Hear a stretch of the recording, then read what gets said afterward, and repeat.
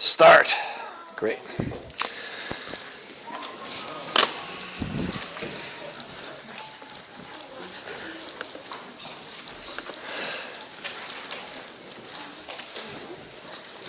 All right, so we've been doing our section on evidence for Jesus, and I'm going to finish that out here.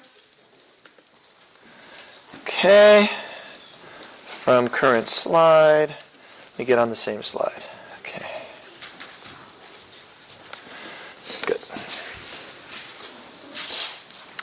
So I want to talk about the resurrection of Jesus. Now, again, I think the arguments about messianic prophecies, for a lot of you, that was not exactly brand new. Hopefully, it's like, wow, that's sort of cool. I hadn't thought of it quite that perspective. And again, I'm guessing probably you all have heard an argument for the resurrection. So this is fairly basic Christian evidences.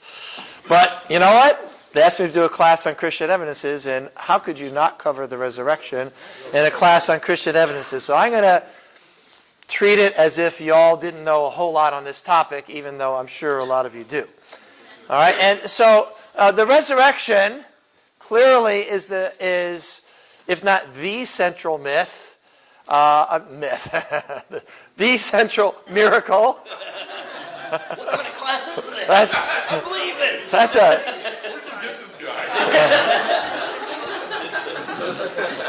Yeah, that's a Freudian slip, if there ever was one.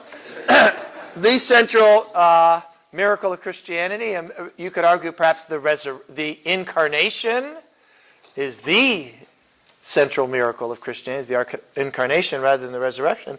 But clearly the resurrection is very important.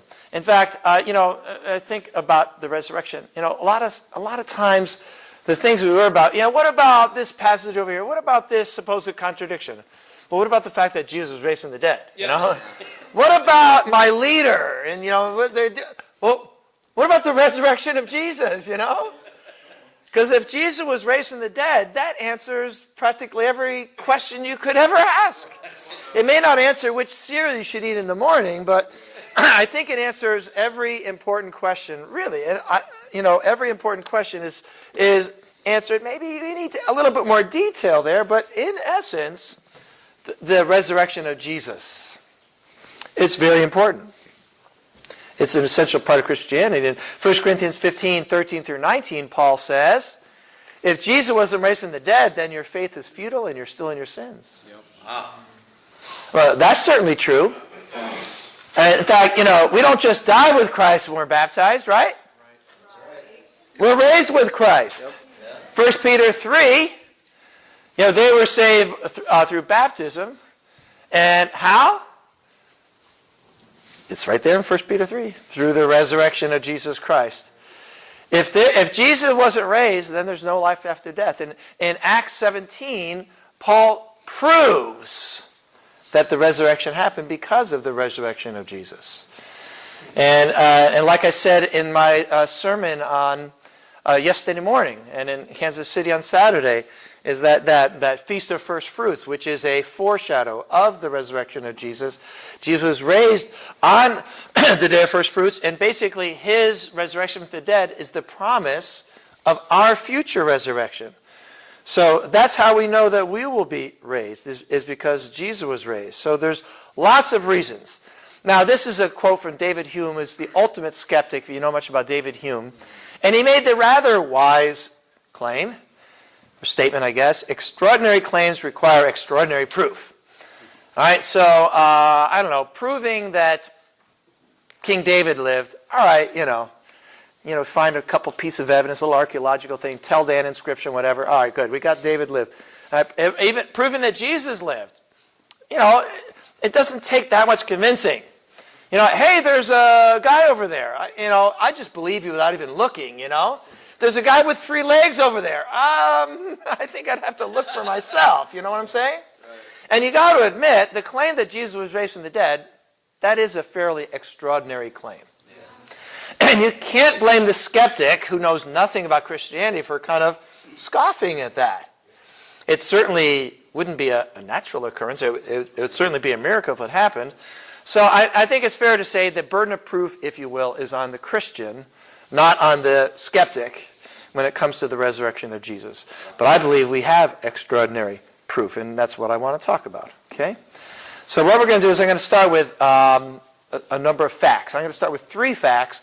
I'm going to argue that there's really 4 facts, but I'm going to stick to 3 and say the 4th probably as well. Number 1, we can say, I think without any reasonable doubt by any reasonable person, that in fact Jesus was crucified in Jerusalem under the, governorship, if you will, in the orders of Pontius Pilate. The evidence for that comes from every source that we have, a wide number of sources, okay, including obviously from Christians and from non-Christians. In fact, I say virtually everything you know about the history of Christianity, which is essentially the history of the Christian world for the last 2,000 years, it doesn't really make much sense if Jesus was not, in fact, crucified under Pontius Pilate. So I would argue that, in fact, let me see. Yeah. So what I'm going to do is I'm going to go back through these. So fact number 1, Jesus was crucified. Fact number 2, from the beginning, the church, without exceptions, all claimed he was raised from the dead.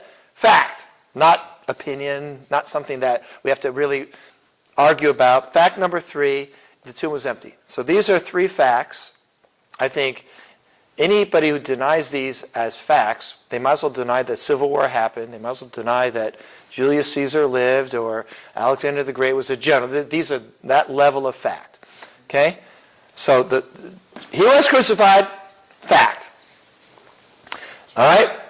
The resurrection was preached from the beginning in Jerusalem, fact. The tomb was empty, fact. And then we have to ask, and I'm going to show you why I say they're facts, but then you have to ask, what are reasonable explanations of this? Okay, so we have a fact. The fact is that you're sitting right there. How could we explain that you're sitting right there? Maybe you fell through the ceiling or something like that, or maybe maybe he materialized out of nothing, or maybe he walked in and sat down. Now, let's think about what are the reasonable explanations of that. All right, so I let go of this thing, it falls. All right, what's the explanation of that? Maybe because all objects with mass are attracted to each other, or maybe there's gremlins that live under the ground, and when you let, what's a reasonable explanation? Okay, that's what we're talking about here. Okay, so fact number 1: Jesus was crucified under Pontius Pilate. Now, if I was doing this presentation on its own, I would go through these slides, but we've already gone through these slides, so I'm going to skip them. The fact is, though, external historians are unanimous, and these are not some random dudes here.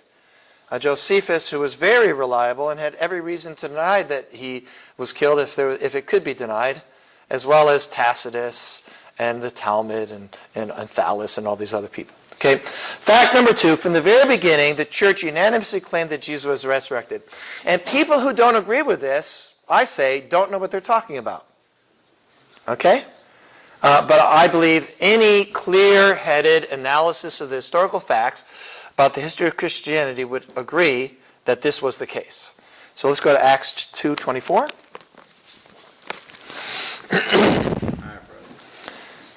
So we don't want to be arrogant about this. Sometimes when people disagree with you, we could have a discussion about that. Maybe you're right, maybe you're wrong. But sometimes when they disagree on something, it's because they're just plain wrong.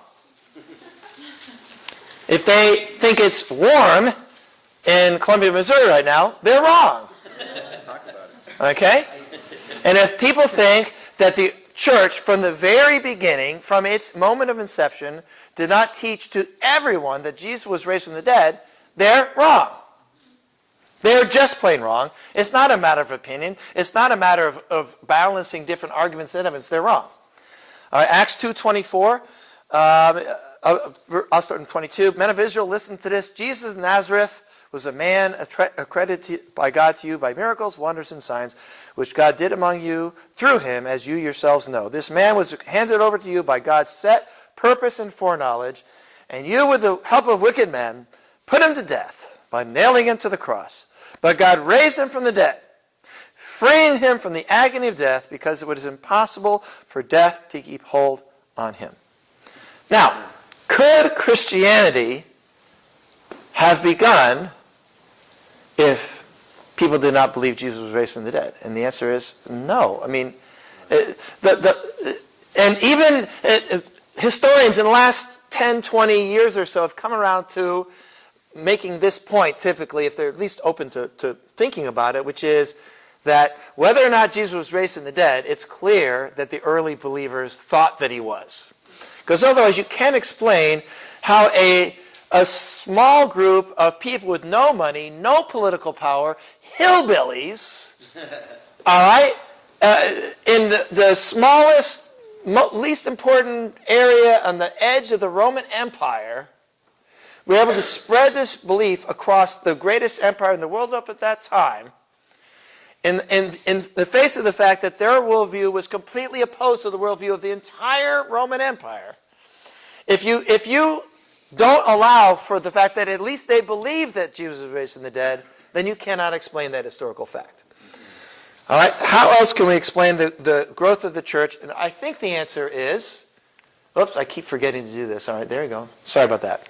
So there's what I said 5 minutes ago. There's what I said 4 minutes ago. There's what I said 3 minutes ago. And there's what I just said. All right. It says it right here. I keep forgetting. I'm getting a little tired already. All right. How else to explain the growth of the church? Okay. Oops. Next. What's going on there? Oh, I know what it is. Good. All right. Fact number 3. And again, I say this is undeniably a fact.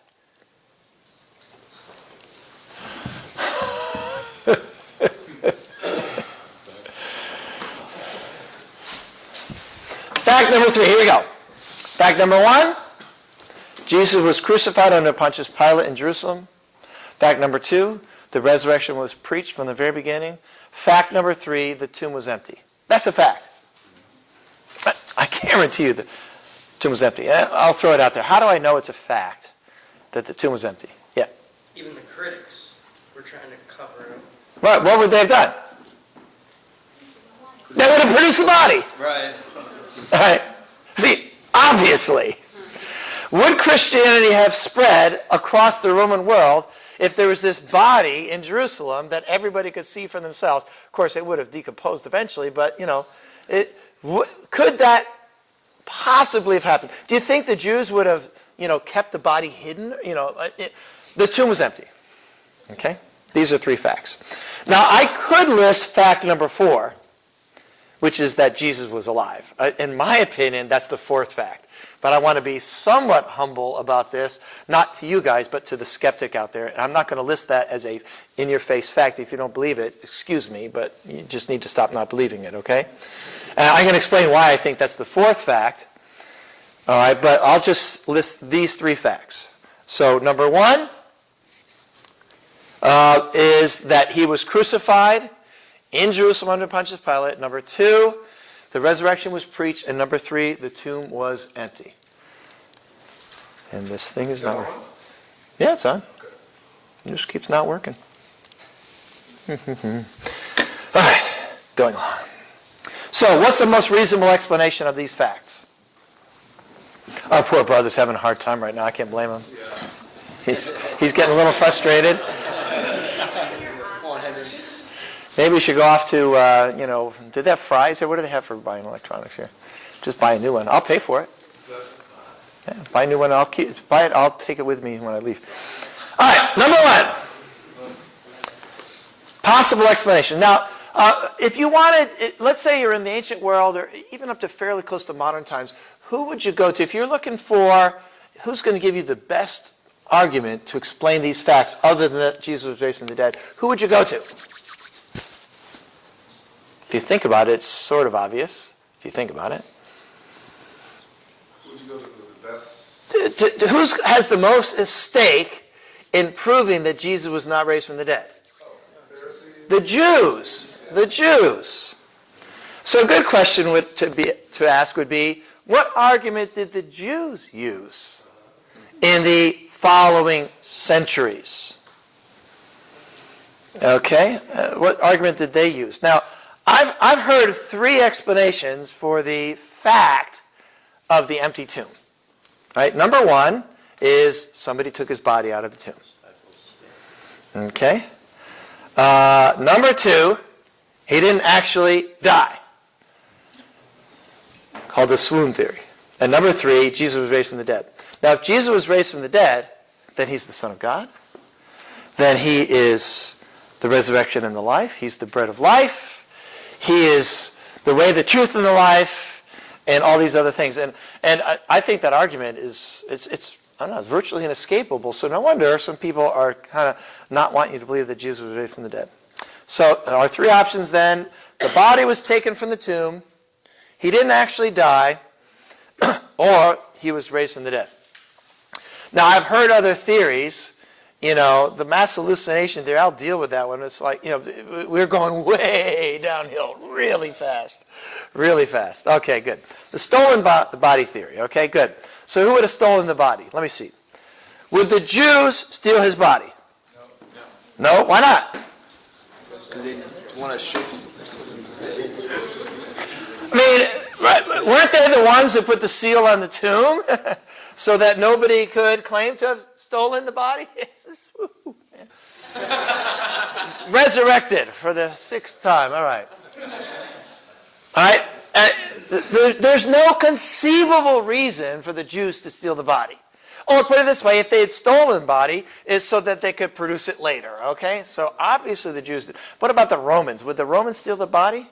Maybe kind of get at the Jews, sort of mess them over, something like that. See, the reason Jesus was killed is because they were claiming he's trying to start a movement, an anti-Roman movement. And clearly, if Jesus' body was not produced and it was claimed he was raised from the dead, that's going to cause a problem. It's going to cause a movement that's going to keep growing. In fact, isn't that exactly what happened anyway? So the Jews wouldn't do it. Now, what about the disciples? Would the disciples have stolen his body? Well, why would they steal his body? What possible motivation? Let's steal his body so that we can claim he was raised from the dead, so we can start a religious movement and be hounded to death for the rest of our lives. All right, that's a really good idea. And would they have stolen the body? I mean, what possible reason? Help me out here. Not you guys, just some skeptic or whatever. Help me out here. What possible motivation for stealing the body, other than trying to fake that he was raised from the dead, which doesn't make sense because they didn't even expect him to be raised from the dead? Yeah. That's true. From the classes I've taken, and what I understand is that they were going to make a fake religion to start with and kind of make this idea. Then maybe it would have been that crazy already. Yeah, right. But this is clearly an irrational explanation, and nobody could believe it. All right. So would they have stolen the body? Now let's just say they would have. Let's just say they would have, which doesn't make any sense. There's no possible psychological motivation for 12 people to risk their lives and ruin the rest of their lives in order to start a religious movement that they didn't even believe in. But let's just concede that. Now, could they have stolen his body? Well, no, they could not have stolen his body. All right? Why not? Well, because there's, Roman guards there. These were crack soldiers. These were not some dudes, These were serious soldiers. Right. All right? I'm just trying to imagine these apostles and their buddies saying, "Hey, man, you got any weapons?" I don't know. I've got, a stick. I got this knife for, against Roman soldiers.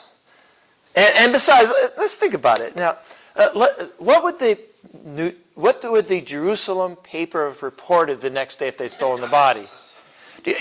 So they're going to go up against this Roman guard and they're going to, punch them, karate kick them, and then we're going to leave dozens of soldiers dead. All right, let's say they could have, which they couldn't. Do you think somebody might have noticed? Somebody might have noticed? I mean, surely more of the followers of Jesus would have died than Roman soldiers. Surely the Roman soldiers could have taken out at least 10-1. So where were the 120 people in the upper room later on? They wouldn't have existed anymore. So would they have stolen his body?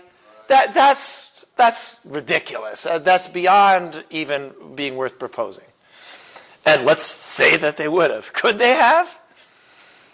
I mean, the facts say they couldn't have. And besides, did they? Well, obviously they didn't. How do you know it's obvious they didn't? Because there was not dozens of bodies lying around. Another reason it's obvious the body wasn't stolen is because there wasn't even a body. Because hundreds and hundreds of people saw him and he was alive. All right, I purposely didn't put that on the screen here because I'm trying to act as if that's not so obvious. I don't want to put the skeptic in too bad a place right away. All right. But I think it is worth... In fact, let's go to 1 Corinthians 15. 1 Corinthians 15.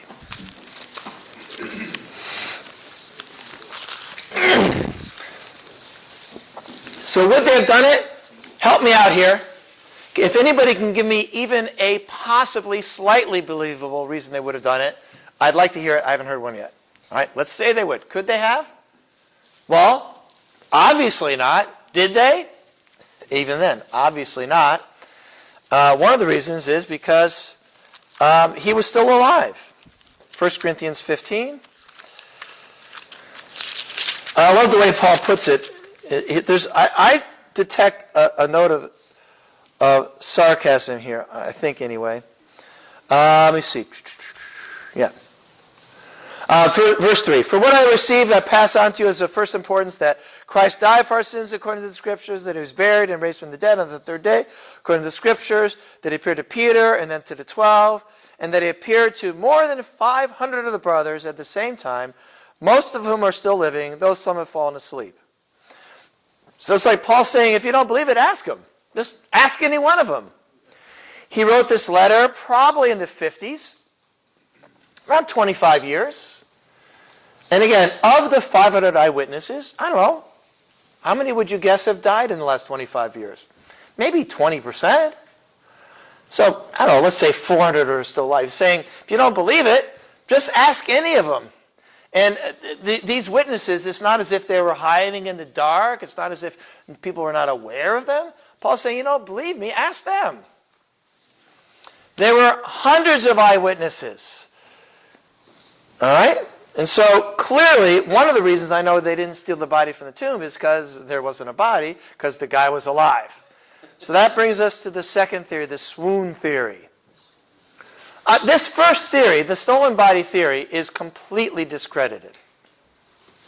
I don't know, most people just ignore the subject rather than even bother to defend this theory. Then there's the swoon theory, which in my opinion is even more ridiculous. So the idea is, yeah, it's true, he'd gone without food and water for 2 or 3 days. Yeah, it's true, he'd been beaten mercilessly to the point where he almost certainly would have died anyway. Never mind that. Yeah, it's probably true he got crucified. Yeah, and he was hanging from the cross. And by the way, the whole thing with the breaking of the legs, the deal is when you're hanging like this, stretched like this, you can't breathe if all the weight is on your arms. You can't do it. And so you have to push up. That's the horror of crucifixion. All right? And so if a person hangs limp, let's say, I don't know, he's faking he's dead, or I don't know, whatever you're going to propose here, I don't know. I mean, the bottom line is, if somebody's hanging limp in a crucifixion, they're dead. Maybe within 2 or 3 minutes, certainly within 5 minutes. And he'd clearly been hanging there for a while. All right? The guy was dead. But then the idea is, then they took that spear and put it up into his side, and John reports that water separated from blood came out. I don't know how much medical knowledge John had. I'm not sure if he was aware that the blood plasma separates from the cells about half an hour to an hour or so after you die. So this was evidence not only that he was dead, but that he was dead. He'd been dead for at least half an hour. All right, and so here's this guy who's no food or no water, was beaten nearly to death, or perhaps even to death, was crucified, was dead. hanging limp on the cross for a long time, clearly dead, and then was given a wound which would kill anybody, which didn't need to because he was already dead because he's already separated blood and water. And then they put him in the tomb. He's laying there for a couple of days, and he's like, oops. He brushes himself off. All right. He rolls away this huge stone, and then he karate chops the soldiers, He knocks them all out. And of course, they don't remember being karate chopped. They don't remember that. They just have bruises on their head because he miraculously did a mind meld, Men in Black sort of thing to them. Yeah, that's the swoon theory. That's what I'm saying. So we got three options. Somebody took his body, but I've never heard of a rational person propose even a possible reasonable thing of who might have. Nobody would have, but so clearly they didn't. But even if they would have, they couldn't have. Even if they would have and they could have, what they wouldn't and they couldn't, they didn't. All right? And then the swoon theory. Okay? That's it, as far as I know. And then there's the mass hallucination theory. I got a letter at my website just the day before yesterday on this one. And anyways, Bart Ehrman, you know much about Bart Ehrman. He's not a friend of Christianity. And he said, mass hallucinations are a common phenomenon. This happens all the time. It's like, Bart Ehrman, you're come on. All right, so do you have a single example? Yeah, what about the Our Lady of, what's the things in Spain, Our Lady of Fatima or whatever. That's your analogy? Or Medjugorje, those Catholic things that happened there in Yugoslavia. It's not Yugoslavia anymore, but whatever. That's not what we're talking about. So Our Lady of Fatima, one person had this vision. One person had a vision. And then, a few months later, another person had a different vision. All right, fine. And other people go there, and some people think they got healed. That's not what we're talking about. We're talking about over 500 people having simultaneously the exact same vision. And Bart Ehrman is claiming this is a common phenomenon. That's a lie. That is an out-and-out, utter lie.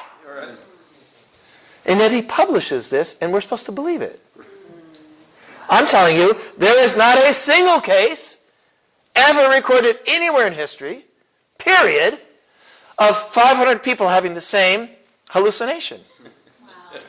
And that's the thing. That's what we get intimidated by these people that make the dumbest argument. People actually believe this stuff. All right? Not only the 500, but this hallucination, he ate fish. You know what I'm saying? He ate fish. I don't know. Did he swallow the bones or spit them out? I don't really know. Do hallucinations eat fish? I don't know. I don't think so. So, you know what? Jesus was raised from the dead. He was raised from the dead. And like I said, in my opinion, there's really four facts. I mean, four facts beyond any reasonable doubt.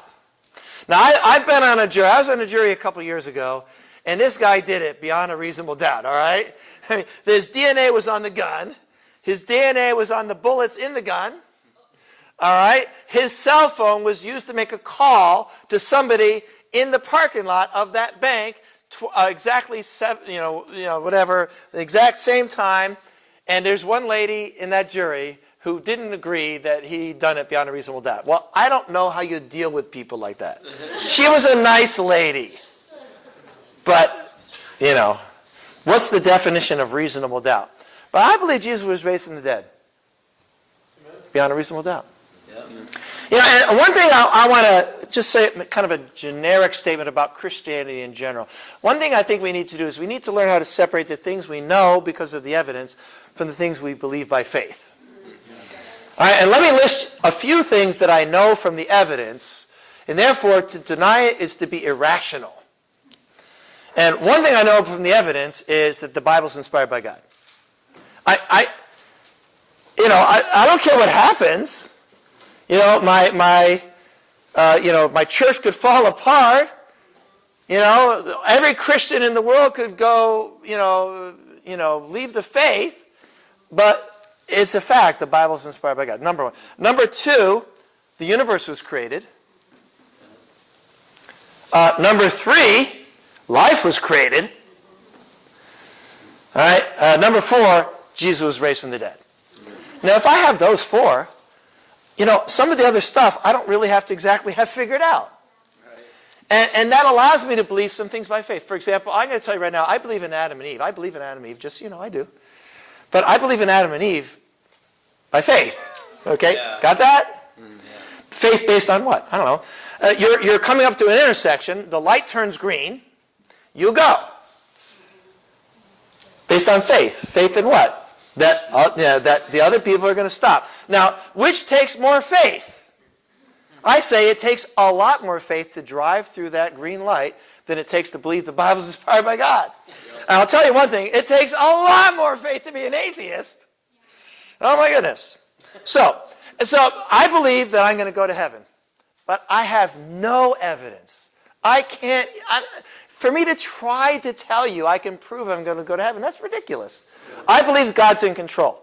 Now, I have some evidence that God is in control, but it's the kind of evidence that, it's personal, it's experiential, and ultimately, I don't try to use experiential stuff to try to convince people because, to be honest with you, experiential evidence should probably stay as that. It probably should. All right? And like I said, I believe in Adam and Eve, but I believe it because it's in the Bible. I believe that David killed Goliath with a stone. And I don't have any historical evidence for that. Let's say we found the rock that was used. Do you think you could take the DNA on the rock and kind of analyze it, figure out Goliath's lineage and kind of work back? No. So Christianity will be based on faith. And I think we need to kind of learn to some extent to compartmentalize and kind of recognize the things we know by faith. But for me that helps because, stuff happens and I kind of go, well, Jesus was raised from the dead, The Bible's inspired by God. People bring up doubts. What about this? And how do you explain this? Well, I don't know. I don't really have to explain it. Because the Bible's inspired by God.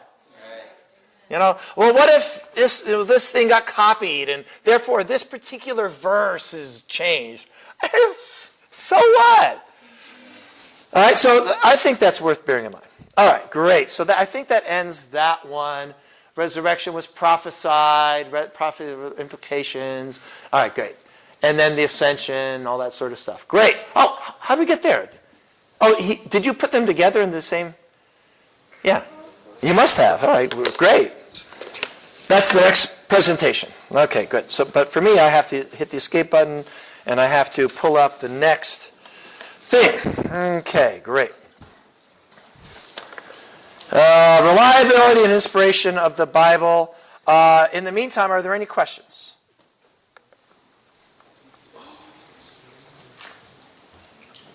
Questions? Come on now. Just a comment. Appreciate the explanation there, or I guess the charge to distinguish between evidence and faith. Right. And the examples of that. Very good. Yeah, thank you. It's important. I think it's important because, you can't take faith out of Christianity because it's not Christianity. And sometimes people are expecting evidence that it's going to be okay. And you can't give them evidence. All you can say is it's going to be okay. Well, how's it going to be? I don't know how it's going to be okay. Shadrach, Meshach, and Abednego. They didn't know how it was going to work out. They certainly didn't have any evidence they were going to escape from the flames. Yeah, good. Good point. Thank you. All right, here again, this is another one of our courses, and we already had this. Oops. That's right. There you go. Uh-oh. That's all right.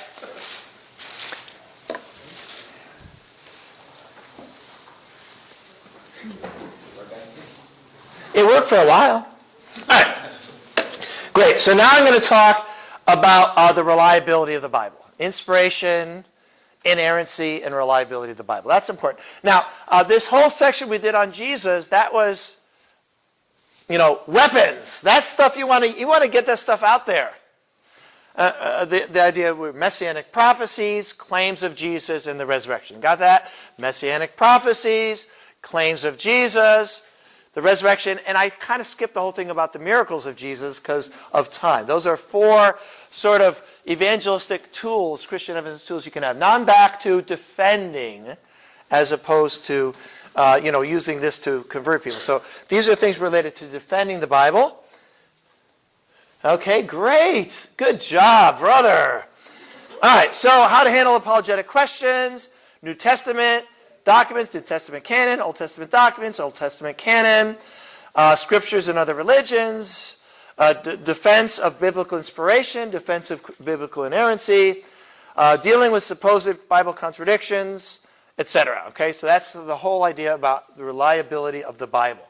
So let's work on that for a while. This is just some comments. I don't know if we need to go through this. I'll go ahead and make these comments.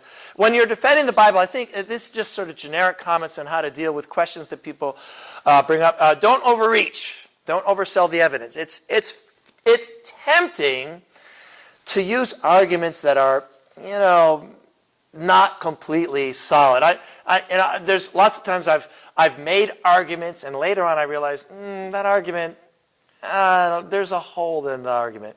Most people don't know the hole in the argument, so why not just use it? The answer is don't use it. Right? Just don't use it. Well, using arguments that are a little questionable. First of all, it's not completely honest. Second of all, people might be aware of that. Also, you want to, use a violent analogy. You want to keep some weapons in your gun, if you will. All right. So you want to make a point. And then they come back with something. You've got another point. You want to keep some of those bullets in your guns. Help me out with a less violent analogy to this. All right? Don't oversell the evidence. Because,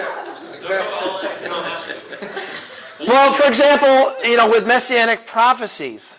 I mean, or even in the lesson I did yesterday morning, there's so much more stuff. And so often, when you're doing a debate, you can look at some of Doug's debate that he's done. What he does is he saves his best arguments for last. He doesn't even bring them up in the introduction. All right, so somebody has this, they're trying to deal with that. You show that how that doesn't make sense. And you say, what about this?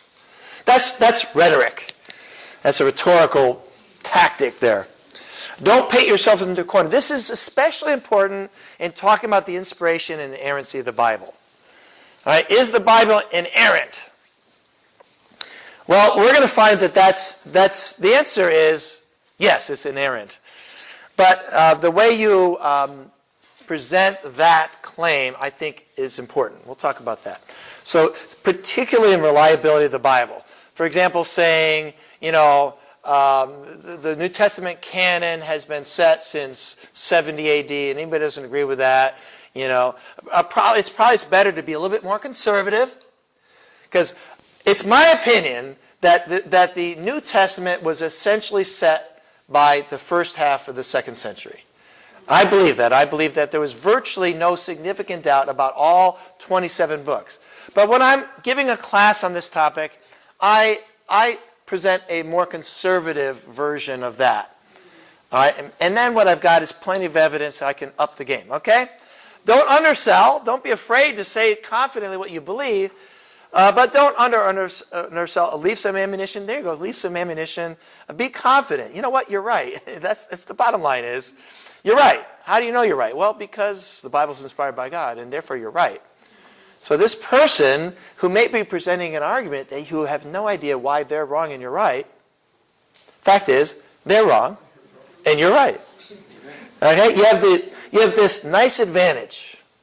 You have this nice advantage, which is that you're right. Now, not on everything, don't get me wrong, but on the question of whether Jesus is who he said he is, whether the Bible is inspired by God, whether you need to be baptized to be blah, blah, blah. On these basic things, you're right, they're wrong. I know, it's kind of nice being right. And it should give you some confidence. Even at the end of the argument, you find yourself blah, blah, blah, blah, blah. All right, fine, but you're right. You're right. Even though you don't know why you're right, you're right. I think that's worth bearing in mind. I don't know about you. All right. So anyway, we're going to talk about the reliability of the New Testament. There's this common thing. People say, the New Testament books were written in the 2nd century, and this was, decades and decades after the original events. And these things, they just created a story in order to create the false impression that Jesus was who he never said he was. And you've probably heard this. There's dozens of different gospels. There's the 4, but the early church, there was this battle. There were dozens of different gospels, and there was the Gospel of Thomas, and the Gospel of Philip, and the Gospel of Mary, but those mean, ugly, terrible, horrible Orthodox Christians, they killed all the people that didn't agree with them and didn't accept it. And so finally, there's only 4, but that was until 350 A.D. And you've heard about Constantine, and he changed the New Testament. Give me a break. These people don't know what they're talking about. But anyway, that's what you hear.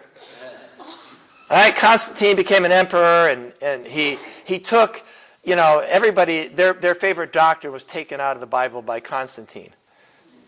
I don't know if you understand how silly that proposal is, that Constantine could have. Anyway, Bart Ehrman, he's the biggest dude in this whole thing, saying that the New Testament was changed, and there's almost nothing left of it that you could even believe anymore, and this kind of stuff. So these are things that are going to come out. You're going to hear this. People have heard a lot of this stuff. Bart Ehrman, if nothing else, talks really loud.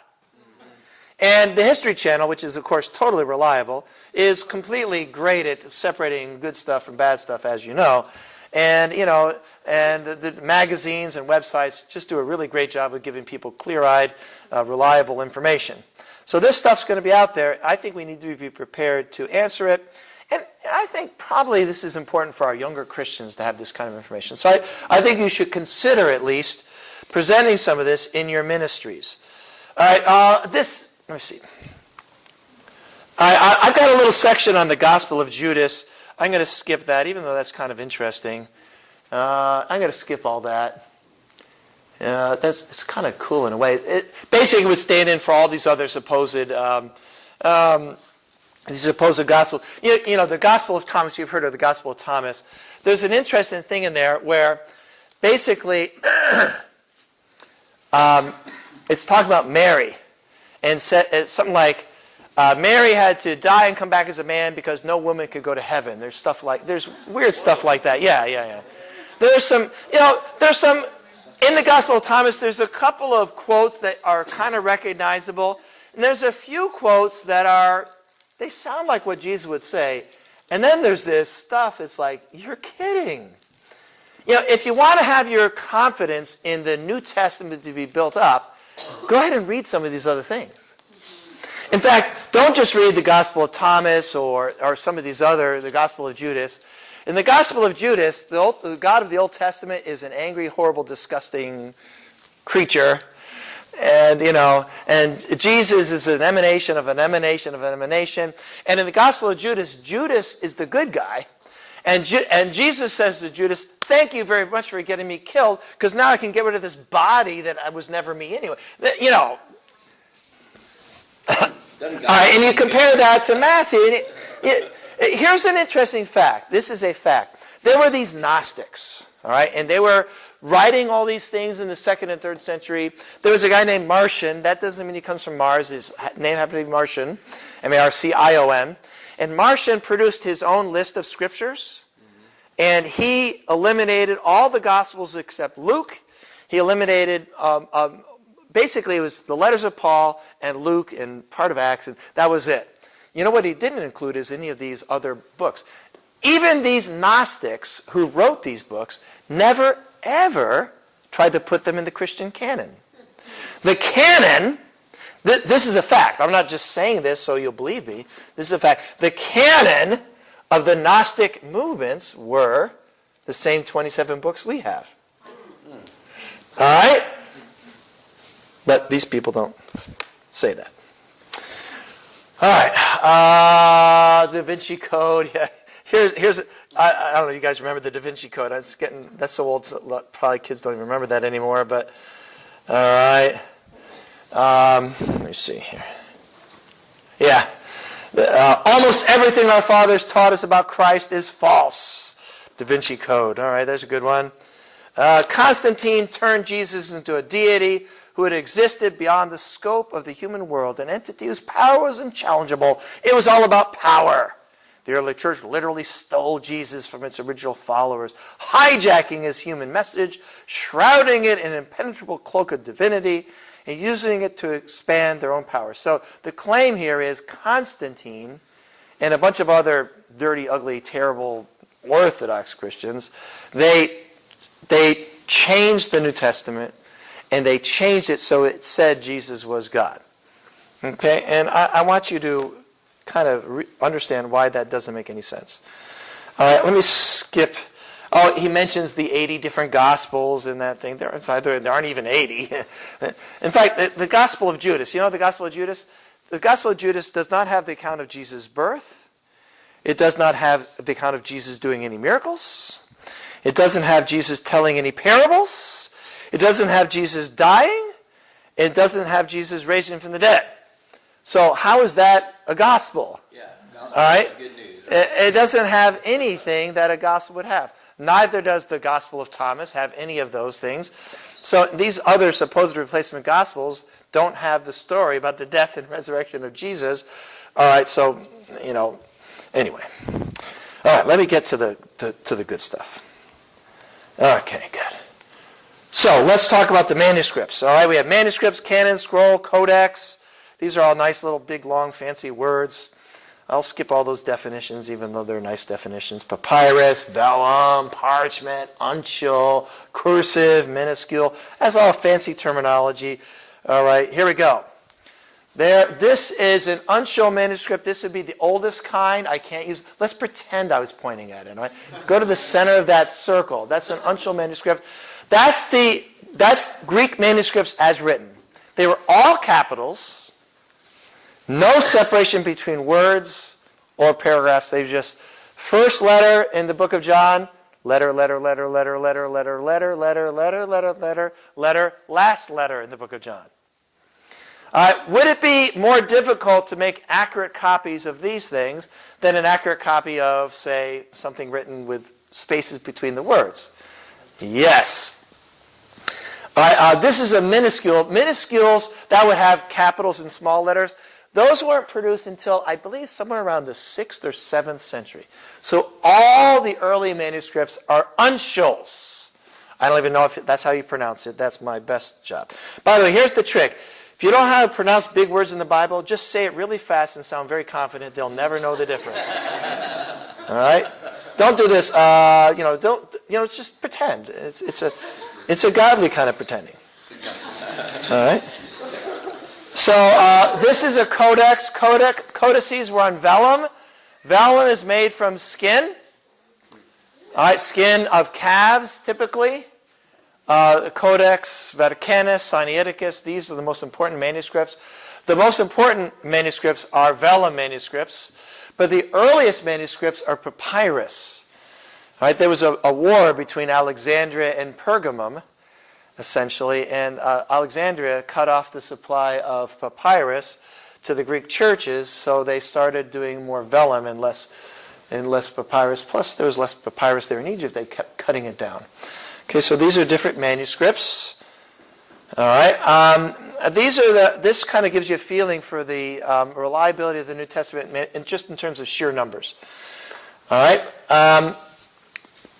Now, the claim is that the New Testament we read is not an accurate reflection of what was originally written. I want to show you that that's not really a very accurate statement. All right, so we have the writings of Julius Caesar. We have 10 copies. I don't know if any of them are full. Probably none of them are. The oldest we have is from 950 years after the original. All right, so in other words, Julius Caesar had been written copies of copies of copies of copies, 950 years between the original and the oldest that we have. What about Herodotus? Herodotus, the greatest historian of the ancient world. All right, we have 8 copies, none of them complete. The oldest one we have is 1,350 years removed. Now, when people read Herodotus, they study Herodotus, do they say, oh, totally unreliable. What we're reading is nothing like what he wrote. Did they say that? No. Why not? Because it's not at stake. They have to repent of their sins and become a Christian. There's no reason for them to say no. Okay. There's also no reason to say it about the New Testament. Were mistakes copied into Herodotus? Of course they were. How could they not have been? And were there in the New Testament? Of course there were. How could there not have been? In the case of the New Testament, we have 8,000. Okay? And to say that we have more information about the Greek New Testament than any other ancient book is, to say the least. And the ancient book we have the second most information about, by far, to say the least, is the Old Testament. And then, what about, let me see, we do have quite a few copies of Homer, 643. So the bottom line is, the New Testament is so ridiculously far above, any other ancient book in terms of how confident we can be of the quality of the manuscripts we have. It's funny, in Islam it's quite different. In Islam, they claim that their Quran is perfect. Okay? They claim it's perfect. In other words, they claim there are no changes. There have been no changes. Now, the reason they do that is there was one of the caliphs, Umar. What he did was he burned every copy, and he made it a capital punishment to have any manuscript other than the one that he produced. All right? Well, no wonder they're all the same, And they say, and our Muslim friends say, oh, there's so many errors and mistakes and stuff in the Bible. Right, that's the whole idea. The reason there's all these variations and mistakes and quotes and stuff is because we have thousands and thousands of manuscripts, each independent of the other, each being evidence. All right, so what the Muslims have is no evidence. And what we have is a vast amount of evidence. Now, it was about 10 or 15 years ago in Sana'a, which is a city in Yemen, they found an ancient Quran from before the Uthman version. All right? Now, they tried to get people to work on it. They could not find a single Muslim scholar willing to touch that thing. You see why, right? Because they all know, they all secretly know that the Quran they have is not perfect. So what they do is they refuse. But see, when Christians find a new manuscript, they say, yeah, it's great, more evidence. When the Muslims find a new manuscript, they say, shh. So they had to go to England to find a scholar willing to even touch that thing. So we have this embarrassment of riches of evidence regarding the New Testament and the manuscripts. And the thing is, because we have so many different versions, if there's a mistake in one, well, there's 27 others that don't have that mistake. And there's textual criticism can be used to reproduce the original with some minor doubts or questions. Okay, that's what we're talking about here. Okay, good. Here's the Rylands Papyrus. Yeah. Is that also a usable argument against, say, Mormonism? No, we have the original manuscript of the Book of Mormon. Now, there are tens of thousands of grammatical errors in it, and they tried to remove all those. In fact, there's a funny quote because one of the early manuscripts of the Book of Mormon was underneath Joseph Smith's house, and they wanted to burn that one too, and they hid it. So the first edition of the Book of Mormon is a bit of an embarrassment, but we have copies of it. So, no, we know exactly what he wrote. That's the problem for them. But we know exactly what he wrote. All right? All right, so the Rylands Papyrus, if you go to the Rylands Museum there, it's in Manchester. I actually got to see that one. It's written on both sides. It's papyrus, and they wrote on both sides. It's got John 1831 to 33 on the front, and then verse 37 on the back. It's from AD 125. Okay, I don't know when the book of John was written. Probably around 75 AD, give it plus or minus 10 years. So we have a copy that's around 40 to 50 years after the original. All right? Now, let's say Constantine wanted to change the Bible and kind of change the book of John. The problem was this papyrus is from 200 years before that time. And the other problem is, see, there were thousands and thousands and thousands of New Testaments all over the Mediterranean. So what's he going to do? Burn them all? Well, did he burn them all? No. And in fact, can you imagine all these Christians who would die? I mean, they'd just gone through the persecution of Decius. Hundreds, perhaps thousands have been killed for their faith. Can you imagine them saying to this guy Constantine, who wasn't even a Christian, saying, sure, you can change our Bible. Why not? Go for it. But even if he had, we have hundreds of manuscripts of the New Testament from before the guy was born. The idea that he could have, would have, or did change the New Testament, come on. That is so ridiculous. It's like, all right, so anyway, we have the Rylands fragments. I admit it's small. From the 2nd century, we have, I'm going to guess, around 15 or so manuscripts, something like that. Some of them are, a couple of chapters, a few chapters here and there. We do not have the entire New Testament from the 2nd century. We don't. We have significant, in some cases, very small chunks from within 50 years of the original. And we have, I'm sure it's around 15, I'm going to guess. I'd have to count them from the 2nd century. Okay, good. Here's the Chester Beatty Papyrus. Again, this is from the 1st century. I think it's from closer to 170 AD. And this is just one page. All right, and I believe the Chester Beatty papyruses are in Ireland. And you can see it's an Unshul. All right, and so this claim that the New Testament is unreliable, that it's gotten changed, we've got some evidence here that says that, I'm sorry, but can you give me a claim that's more believable than that? All right, good. This is the Bodmer Papyrus. That's an interesting one. That's actually from the 4th century, I do believe. Here's Codex Sinaiticus. And I have to confess to you that I was in the British Library and I took that picture. It was after I took the picture they came over and they threatened to take my camera. All right. Anyway, the Codex Sinaiticus is the entire New and Old. It's not just the New Testament. It's the entire New Testament and the entire Old Testament in Greek from 350 AD. All right? And we have the Codex Sinaiticus, the Codex Alexandrinus, which was found in Alexandria. Codex Sinaiticus was found on Mount Sinai. It was found in the trash by a guy who was going through there. He found it in the trash and saved it. It was in the trash that was going to be burned. That was in the 1800s. And then there's the Codex Vaticanus. All right, and the Sinaiticus and Alexandrinus are both in the British Library, and they have some pretty amazing stuff there. Okay, Codex Bezae, which if you're an expert on biblical manuscripts, Codex Bezae is also from the 4th century, and there's some interesting differences between Bezae and Sinaiticus and Alexandrinus and Sinaiticus. But anyway, the bottom line is we have multiple attestations to the Greek New Testament. Okay? This is a bit of a summary. Rylands, Chester Beatty, Bodmer, Vaticanus, Sinaiticus, Alexandrinus, Bezae. All right?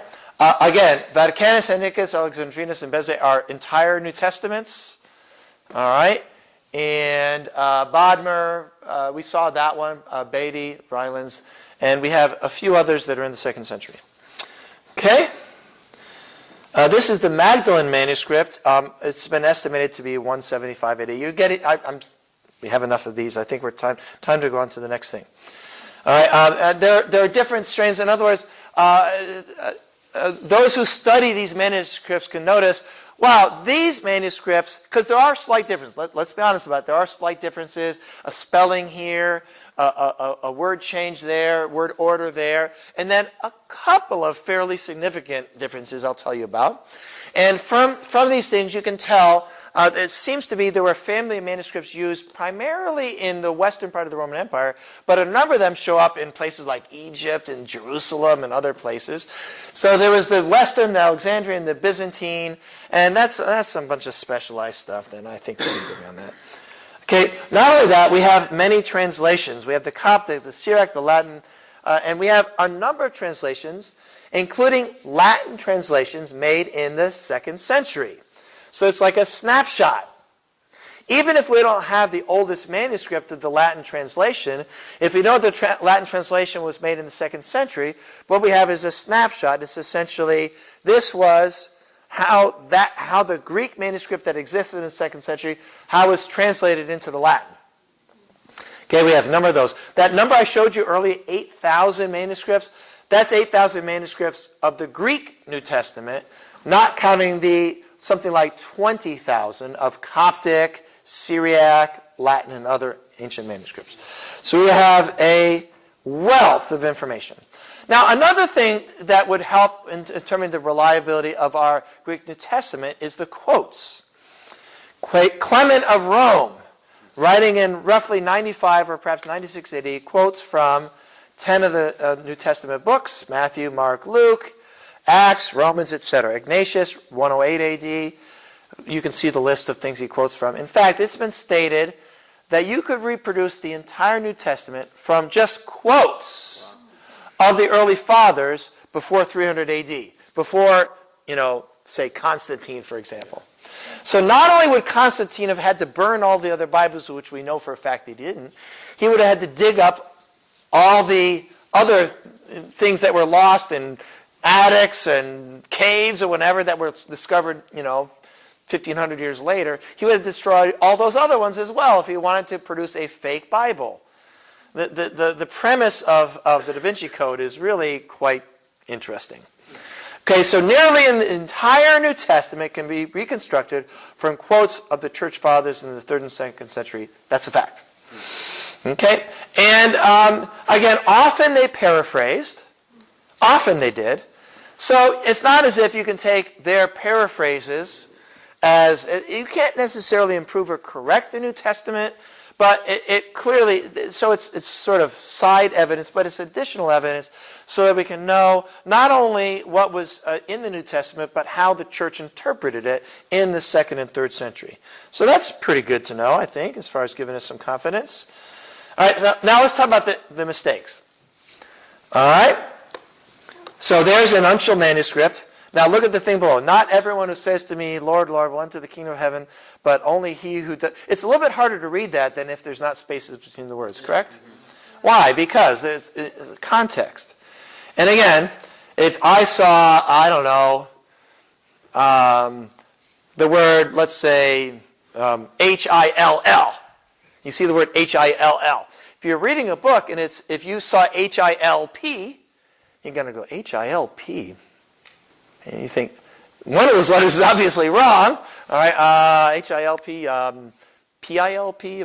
Oh, H-I-L-L. All right, Hill. So if you didn't have an uncial manuscript, you could correct errors more easily. All right, so therefore, for that reason, copying errors did creep into the Greek New Testament to a fairly significant number. Now, you might have heard something like this. There are over 100,000 errors in the New Testament. You might have heard that. Well, I'm not sure. There's probably only about 200,000 words in the New Testament. That would mean half the words are wrong. Now, let's be careful, because we have 8,000 manuscripts with 100,000 errors. All right, we already divided 100,000 by 8,000, and we were down to 12. All right, well, that kind of lowers the number a little bit. So when you hear that 10,000 error thing, bear that in mind. And most of these errors involve things like a line that got repeated.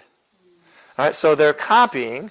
You get to the end. Have you ever had that when you're reading and you kind of, all right, so that would happen. All right, or lines that got skipped.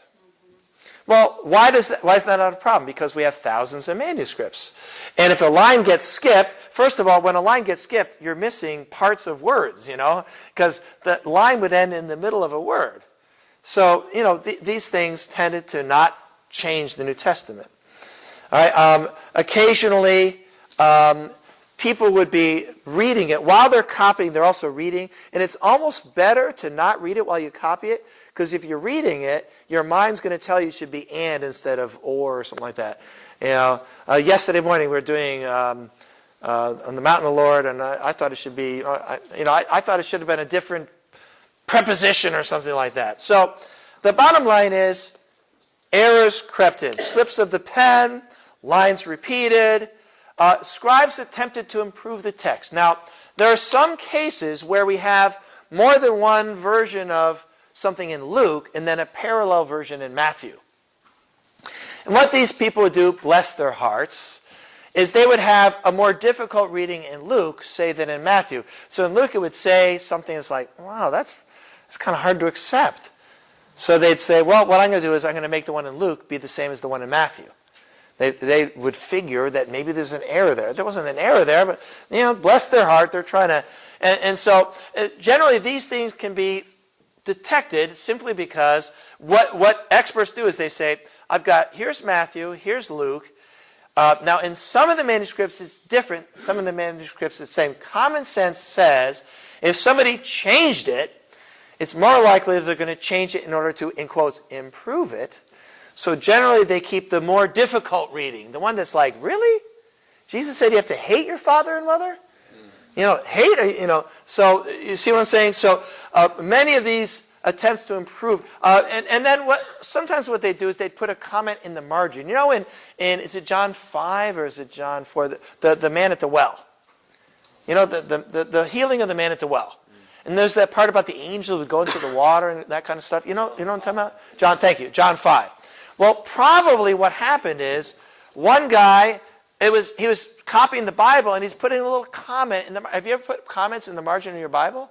And the comment was to explain, because it is kind of weird. Why were they going down into the water? Well, apparently there was this myth about the angel. So he said, here's why they're going down to the water. Right? He kind of wrote in his margin. And probably what happened is somebody who copied his version didn't realize that was in the margin, included in the text, and it got incorporated. Well, my response to that is, so what? So what? Because we have dozens, actually hundreds of manuscripts earlier than that don't include it. And besides, common sense can explain what happened. So this idea that all these errors and things came into the Bible, you can't trust the New Testament. By the way, that's what an interpolation is. An interpolation is when you kind of add a little something in there to explain it. And I'm sure, because we have, in many of these manuscripts, we have lots of interpolations. People wrote in the margin, just like we do. Yeah. All right? And apparently, at least occasionally, some of these things in the margin got incorporated. That wouldn't happen in our Bibles, because our Bibles are printed at a printing house. Okay? There you go. Significant textual issues. There's about 60 in number.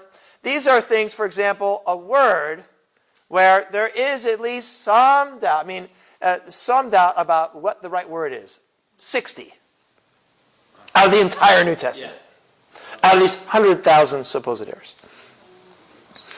All right, for example, in Matthew 11:19. But wisdom is proved right by her deeds versus but wisdom is proved right by her children. That's the variant. All right, now is your faith in Jesus going to be changed by which one we go with?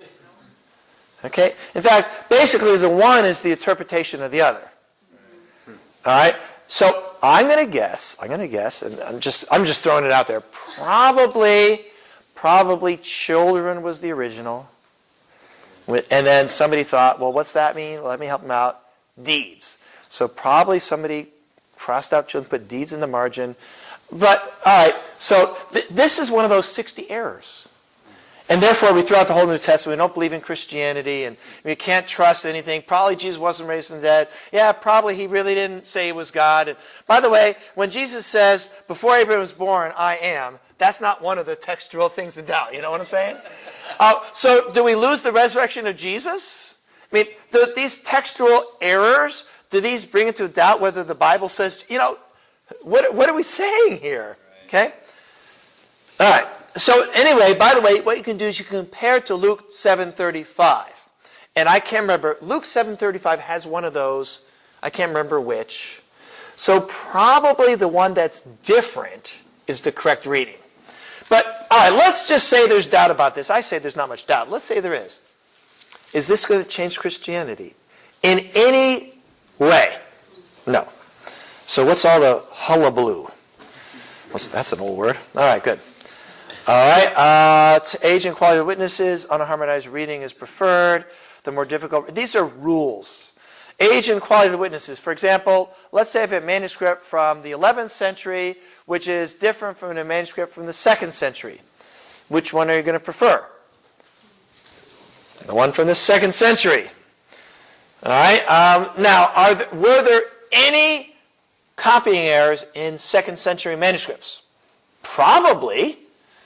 All right, probably. All right, so these are some of the rules that are used. I don't think I'm getting into too much detail here. All right, now, there are 5, count them 5. There are 5 significant questions out of the entire New Testament. And I've studied this in detail. Somebody might want to add 1 to this list, possibly, but I say there's 5. All right, the woman caught in adultery. All right, that is found in none of the earliest manuscripts except 1. All right, it's not. I don't have the information. I've got my notes has all this in detail. I'm just teaching without my notes. All right, here's my response to the woman caught in adultery. I would say, almost without a doubt, this was from the very, very earliest oral stories about Jesus. In other words, the question wasn't whether Jesus said it. The question is whether it goes there. Did John include it in his original gospel? I don't know. If he did, was it in that particular place in his gospel? My answer is, I don't know. I'm thinking it's entirely possible that it was not in John's gospel. I'm convinced, I wouldn't say beyond a reasonable doubt. I'd say I'm strongly led to conclude, how about that this happened. That this thing happened between John and Jesus and the woman caught in adultery, and that therefore people said it's got to go in there somewhere. All right, Acts 8:37. Let's go there. Acts 8:37. Acts 8:37. How are we doing out there? All right. It takes a lot of energy to sit there and think. I know it does. You're probably almost as tired as I am. All right. I'll start with Acts 8:36. As they traveled along the road, they came to some water, and the eunuch said, "Look, here's water. Why shouldn't I be baptized?" Let's go to Acts 8:37, down in your margin there, right? Mm-hmm. Philip said, "If you believe with all your heart, you may." The eunuch answered, "I believe that Jesus Christ is the Son of God." We go back into the text. And he gave his orders to stop the chariot. Okay, great. The bottom line is, Acts 8:37 definitely was not in the original. Definitely was not. Because no manuscript before something like the 8th century includes it. So there you go. That's that. There's that one. All right? Not in the Bible. All right, well, people say, well, what about, isn't the King James Version, the authorized version, isn't the King James Version the inspired translation? I mean, you run into people, I run into those people all the time. And you just just try to change the subject because you can't reason with that. All right. No, in fact, there's no inspired translation. There's no reason to think there's an inspired translation.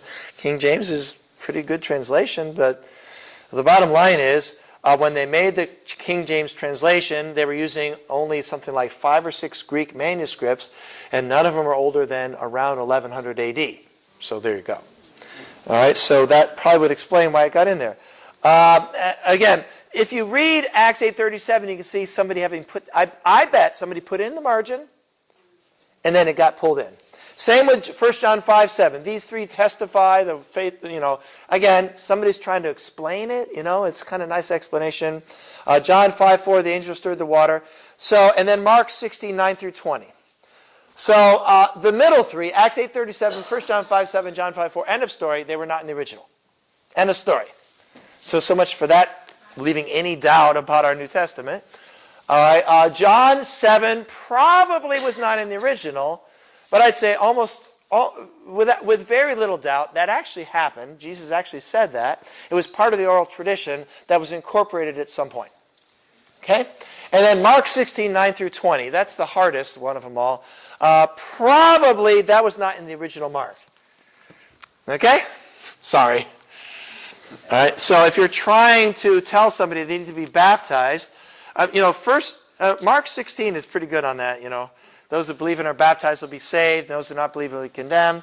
I believe that. I'm convinced of that. But, you may possibly, maybe advisedly, not want to use that particular one to prove to your, pedo-Baptist person that, or whatever, that, maybe not. Probably Mark 16, 9 through 20 was not in the original New Testament. Might have been, but I'd say less than 20%, maybe even less than 10%. And then what about Mark? If you end Mark at 16:8, it's kind of a weird ending. So there's theories about that. And to be honest with you, I guess I don't really care. Okay? By the way, which is worse, to add to the Bible or to take away from the Bible? No, not both. They're not equal. Which would be worse, to add to the Bible or take away from the Bible? To add to the Bible. What if you took the entire book of Mark out of the Bible? How much would that change Christianity? Not very much. Not very much. I mean, I'm glad it's there. It's awesome. So you could take one book out of the Bible and, just pick your book, and I'm not sure it would change our religion, hardly at all. All right? But adding to the word, that's to me, that's more problematic. All right? And so probably we should be on the conservative side and say, that's a great story about the woman caught in adultery, and, maybe not stake your faith on that particular one, okay? Same with Mark 16, 9 through 20. All right? All right, moving forward here. Here's another one. Luke 3:22, you are my beloved son, and you I'm well pleased. That's what's found in Vaticanus, Sinaiticus, Alexandrinus. And then, you are my beloved son, today I've begotten you. Now that's pretty different. So I guess I could have made this your sixth. In fact, I've considered putting this one in that list. Okay, that's interesting. Now the fact is, Vaticanus, Sinaiticus, and Alexandrinus tend to all be fairly similar to each other. All right, and this Beze, and then Justin Martyr. Justin Martyr was writing in the 2nd century. So, let's put it out there. And this one's interesting. Now, you are my beloved son, and you I am well pleased. You are my beloved son, today I have begotten you. Now, that one's interesting because it's hard to say for sure. That was after Jesus was baptized, right? Luke 3. Oh, let's turn there. Luke 3:22. All right. Yes. So which is it that Jesus said, today I've begotten you, or in you I am well pleased? That's have to admit that's fairly different. Then you have to go to Mark 1:11. We could look at Mark 1:11.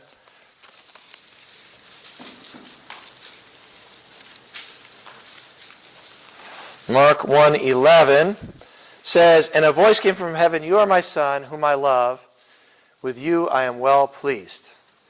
Okay?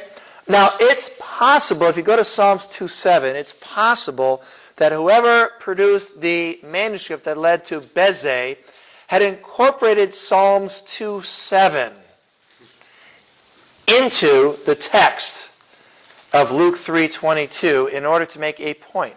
Now, that's sort of bad in a way. I mean, and of course, Ehrman likes to build this up as if it changes everything. But again, let me ask you a question. Does this change anything about Christianity?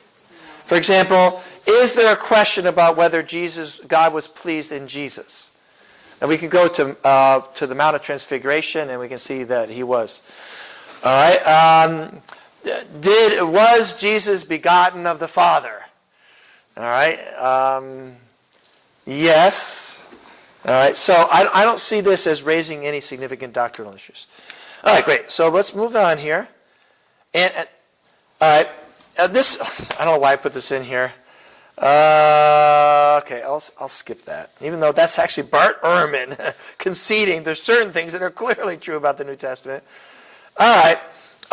So scholars have argued, is it 0.1% of the New Testament that's in doubt, or is it 0.2%?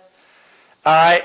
The bottom line is there's no significant point or doctrine or theology is at stake. In other words, is it and or? Is it in or into? Is it in him I'm well pleased, or is it today I've begotten you? All right. I would say it's fairly clear from all these supposed problems that there's no significant issue of doctrine, of theology, of teaching, of facts about Jesus. I would say the bottom line is there's no issues. And those who say there are should give me an example of that. My final conclusion in the New Testament is the Greek text we have at this point is a nearly perfect representation of the autographs of the New Testament, of the originals. 99.9% roughly. And of the 0.1%, the evidence says there's no significant doctrinal or theological questions. That's what the data says. Okay? All right, let me see. How am I doing here? We've been going for an hour and 10 minutes or so. You can start to tell the energy is getting down a little bit. Let me blast through in about 10 minutes a little bit more about the Old and the New Testament and get to a good stopping point, okay? If you'll bear with me. What about the canon of the New Testament? All right, there's the Muratorian fragment, which is called that not because Muratori made it, because this guy Muratori found it. And this fragment has a list of the New Testament books from about 170 AD. Okay, roughly. Okay, I'm going to summarize my conclusions and let you ask questions if you want. All right, I'm not going to give you the evidence for this. These is my conclusion based on the evidence. Number one, a collection of Paul's letters, perhaps not including the pastoral epistles, in other words, 1st and 2nd Timothy, was circulating among the churches by 90s AD. In other words, Romans, 1st and 2nd Corinthians, Galatians, Ephesians, Philippians, Colossians, 1st and 2nd Thessalonians, these books were circulating as a collected letters of Paul to all the churches in the 90s. There's a lot of evidence for this because, for example, some of the early church fathers, you know how when you're doing a study, you kind of do Matthew first, then Mark, then Luke, then and you're kind of doing a word study, that kind of thing, and you do it in the same order as the books, and there's evidence for this. Number two, the four Gospels also were collected and circulating as four Gospels together in one document in the 90s. All right, so this would mean roughly about 80 to 85% of the New Testament was being circulated as inspired books collected together by the end of the first century. The evidence points towards this. All right. A still fluid but developing list of canonical books being read in the churches by 150, the memoirs of the apostles and all that. So by about 150, the people are beginning to say, these are the books of the New Testament. And those lists varied ever so slightly. By about 150, there were roughly 5 books that there was at least some question about. That would include 2 Peter, it would include Jude, it would include Revelation, Hebrews, and I'm forgetting one. There were 4 or 5 books which generally were considered inspired and should be in the canon, but there were at least some people who are saying, I don't know. And you have to understand how the New Testament canon developed. Basically, the New Testament canon was chosen by consensus of the leaders and the people in the New Testament church. All right, since these people were hundreds, if not thousands of miles separated from one another, there was no central body collecting the New Testament. Over time, the consensus was achieved. And you can even read, Irenaeus, You can read Clement of Rome. You can read these early church fathers, and they even discuss why, for example, Hebrews was considered canonical. Okay, got it? All right, development of the New Testament, Irenaeus called the four Gospels the four pillars of the church. By 8200, the New Testament, as you know, it was canonized by acclamation of the church. But in 220 AD, Origen, there was still some doubt about Hebrews, 2 Peter, 2 and 3 John, Jude, and Revelation. But he listed them. In fact, all of them were listing them. They all had all these books in their canons by the 3rd century. They're just saying it's true that some people were still wondering about, say, Jude or something like that. Now, by the way, in some of these early canons, like one person would have, the 26 of the 27 New Testament books, and only 26, they would include Shepherd of Hermas in their list or Epistle of Barnabas. Now, even when they included these, in fact, Codex Sinaiticus had a couple of those at the end, at the very end. So Codex Sinaiticus, you remember I talked about that one? At the very end, a couple of these are there. They're at the end on purpose, obviously, because they knew they weren't part of the canon, but they were considered them useful for reading. So they'd make a copy. All right, you get that? So the bottom line is that's the history of the New Testament canon. All right. Okay, so summary here. The New Testament canon was selected by consensus of the church in the 2nd century as those books with apostolic authority. The evidence is conclusive that the Greek New Testament we have is virtually identical to the original writings of the inspired writers. All right, let me see. Do I really want to launch into the... No, I'm going to take questions. And then I'll take up from here with our next session. Yeah? So in the New Testament, the missing verses... The missing ones? Or the? Yeah, like we looked at the ones... Those aren't missing, but well, when they're the not added in ones. The actual The added text. ones, okay, yeah. Is that because all those verses, is it because they're not, what we said? For example, Not in the early... Acts 8. If you believe, you can be baptized or whatever. Okay, good. That's not found in Codex Sinaiticus. It's not found in Codex Vaticanus. It's not found in Codex Alexandrinus. It's not found in Codex Bezae. In fact, it's found in no manuscripts of the New Testament before either the 8th or the 9th century. Mm-hmm. So obviously, it was not in the original book. Right. Okay? So all the missing like all the verses that are forgive me for correcting you. There's not missing verses. These are added ones. added verses. All right. Yeah. That's why, because they're not in the earliest Right. manuscripts. And so it's not as if there's any debate. These were not in the original. Okay. So what's the problem? The answer is there's no problem. Mm-hmm. The only possible problem is somebody stuck with the King James Version or something like that. Because the King James includes these. They say, well, how could there not be in Acts 8:37? That's proof the Bible's not inspired. Okay, whatever. All right? Now, again, that one that I showed you from Luke, that's something which I'll have to admit, that's only about 4 or 5 words. But that's 4 or 5 words about which there is some doubt. And whereas in 1 John 5, there's no doubt about it. It was not in the original.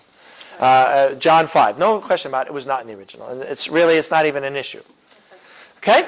Yeah. Anybody else? Yeah.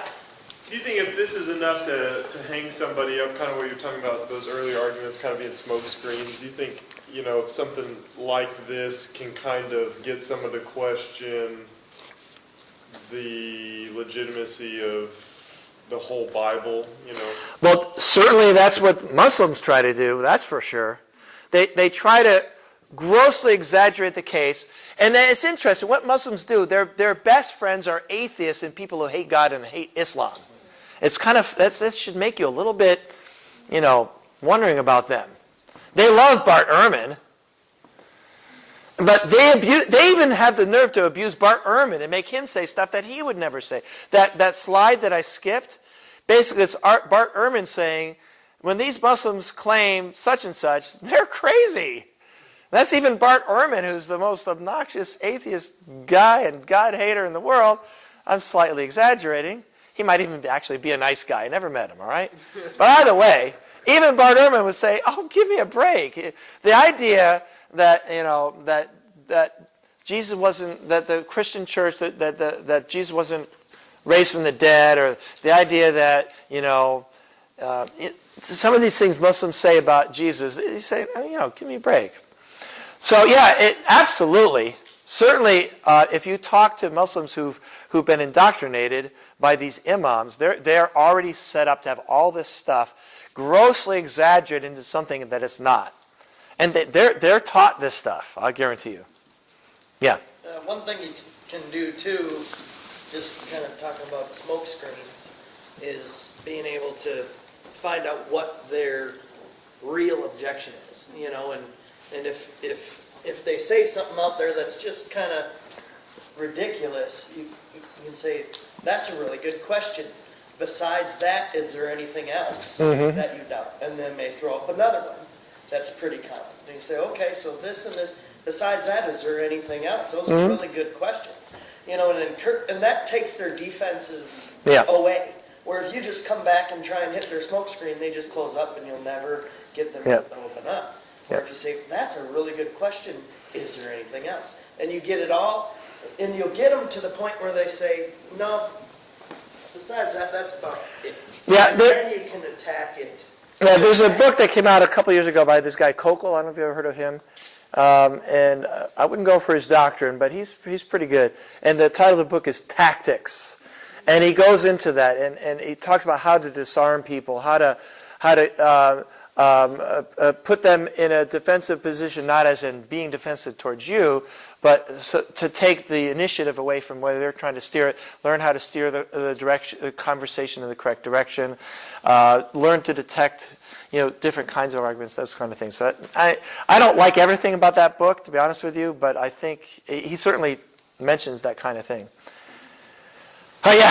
You had mentioned, the Epistle of Barnabas and Yeah. a few extra books. Have you read them and then Sure. what's your opinion on them? Yeah, buy a copy of my book on church history. I summarized the Epistle of Barnabas. These were, the early church fathers wrote all kinds of stuff. All right, and some of these that got circulated. My books get circulated. All right, and that's all they were. You can read the Epistle of Barnabas. There's some stuff that's kind of almost anti-Semitic. In fact, the early church slipped into anti-Semitic stuff. It's kind of embarrassing sometimes. Not all of them, but some of the writers. Anyway, you can read it for yourself. The early church fathers read these books, and they didn't have a trouble distinguishing them. Didache, that's another one. That was a book given to people who are going to get ready to be baptized, explaining the basic doctrines of Christianity and all that kind of stuff. But it's interesting because it had them dipping 3 times and doing some other stuff that's interesting. But anyway, these Epistle of Barnabas, Letter of Clement to Rome, these things were written by faithful, believing Christians, sincere Christians, and that these books are saturated with quotations of the Old and New Testament. And it's convicting how these guys use the Scriptures a lot more than we do. Just read any of them. It's quite an instruction. So. Anyway, again, one of the best ways to recognize an inspired thing is to read something that's not inspired. Read Tobit, read Judith, read the Old Testament Apocrypha, read 1 Enoch, read these things. And then if you want to really see the difference, read these Gnostic Gospels, these are abominations. All right, but the Epistle of Barnabas, you can read the summary. Justin Martyr, these are generally really good stuff, but there might be a couple of things in there you're like, I don't know about that. Maybe. Yeah? Was it really written by Barnabas? No, it wasn't. Oh, okay. No, it's pseudepigraphal. We don't know who wrote the Didache, which is perhaps the earliest. Letter of Clement to Rome was probably written by Clement. All right, and the letters of Justin Martyr were probably written by Justin. His last name was not Martyr, by the way. Okay, any other questions? Yeah. I was in a Bible study this past semester with this girl who came from a sect of Mormonism, and we were doing the Word of God study, and she believes that She doesn't believe that the Bible is the Word of God, but she believes that the Word of God is in the Bible. All right, yeah. So I don't understand what to do. Right, so I think you should do this kind of a study. Because basically she believes of something that, don't say this to her, please. She believes something that's really nonsense. And see, again, don't say that to her. Next to right now. But because Muslims, even more so, absolutely have to completely decimate the Bible and just basically give you an excuse to ignore the entire thing. And Mormons is not the case. I mean, they clearly will say the Bible, correctly translated, is the Word of God. All right, but fine, you just pull out a Greek New Testament. You can do that and do a little interlinear and say, show me, and talk about this. And so you're saying that, do you have an example? She just said that. She won't have one. Right, yeah. She won't have one because there are none. And so, but do it gently and definitely don't say what I said, all right? Don't do that. I'd say, all right, so that's what you think. I wouldn't start with, do you have any examples? She doesn't. I wouldn't start with that. I would say, look, you might want to have a Greek interlinear. I've got a Greek Bible. We have these manuscripts in the 2nd and 3rd century, so obviously it's accurate, it's original. So we can just read that. So if you think, by the way, which translation is it that you think is there one that you think's closer? It's King James, by the way. They totally want you to read the King James because, see, Joseph Smith quoted directly out of the King James as if it were from the golden tablets. That's interesting. But it's got to be King James because his is inspired, right? So if the King James is not perfect, then how do you explain that his inspired thing is not perfect? That's kind of problematic for him. So therefore, they believe the only inspired translation is the King James. She may not even know that, but that's the only inspired translation. Now, rather than showing her John 5 and 1 John 5 and why that's not exactly the best, I'd say let's just work with King James. What's wrong with that? That's fine. I've studied within King James. Right? It's good with me. That way you kind of take, like you're saying, you take away their arguments. I mean, I don't know if I do New World Translation with a Jehovah's Witness. I might not go that far, but I would certainly do King James with a Mormon. Why not? But maybe eventually you might want to do a little study. You might want to say, hey, let's do this study and kind of show her without even mentioning about King James, how we know the originals, blah blah blah, and talk about the manuscripts and say and by the way, none of the manuscripts before this have this one here. And you don't even have to say, by the way, you don't even have to say that. Then later on down the road, while she's already figured out, okay, great, that's how we know.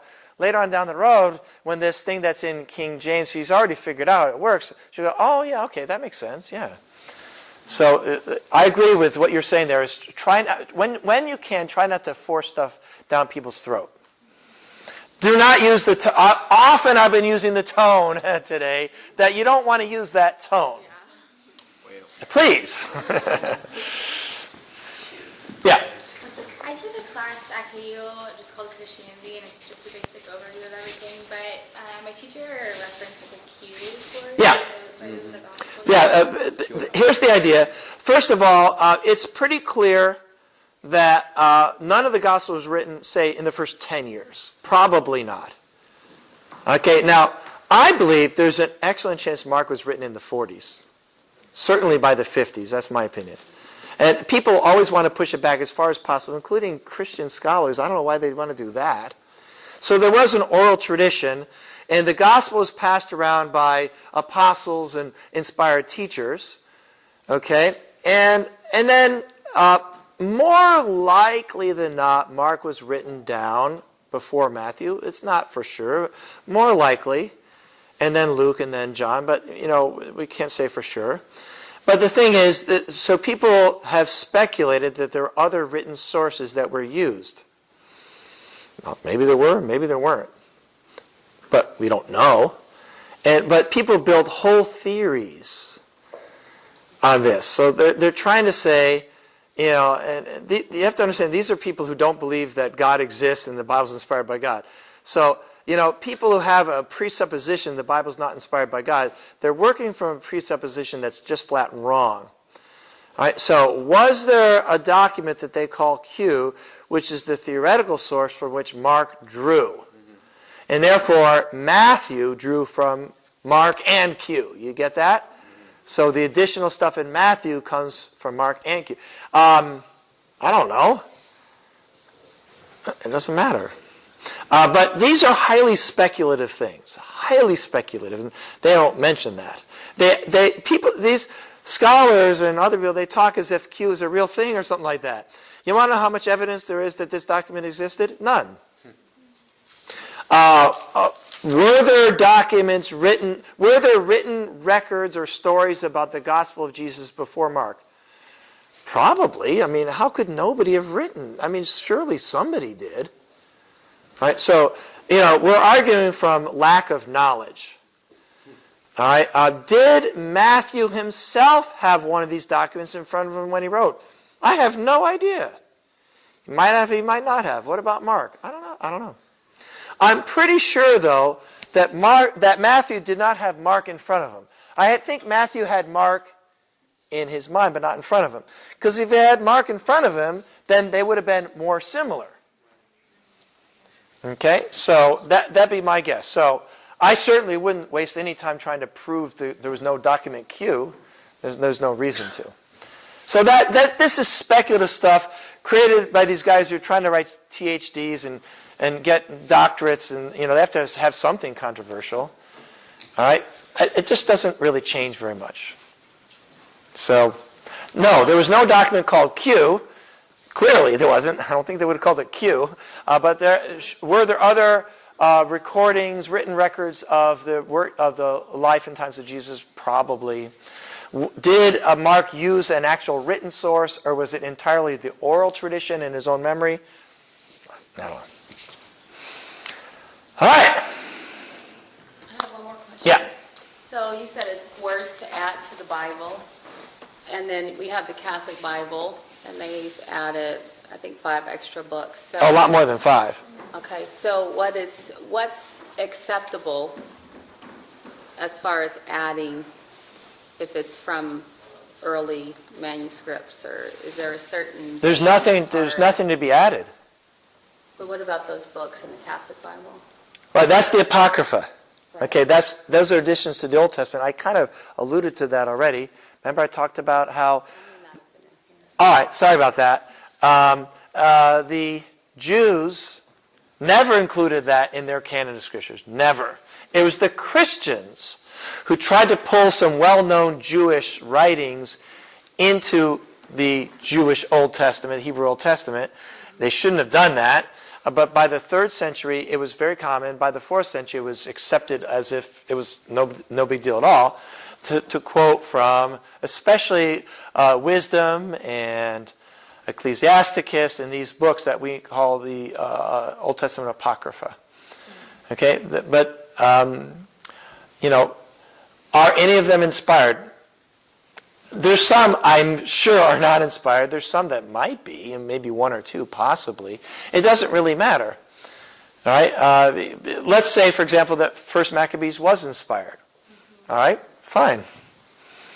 It doesn't change anything. So I would say. So therefore, my argument would be no. Don't include them. By the way, you should know that in the Reformation, the Protestant churches included those. All right, Luther's Bible included those. The King James included those. It was only in the 1700s that Protestant scholars started to realize, oh wow, these weren't even originally written in Hebrew. Jerome was right. The Jews are right, and they removed them from their Bibles. All right? Now, I would say if you keep, especially Wisdom and Ecclesiasticus, if you keep those 2, that incorporates downright, absolute, utter false doctrine. And I'll tell you, the Catholic Church loves those books because you can justify demanding not getting married, you can justify indulgences, all kinds of stuff. So they kind of love those. So probably our Catholic friends are not going to be convinced by any evidence to remove them from their scriptures. But as a Christian, I don't see that as a big issue, actually. All right, let's take a break. 10 minutes.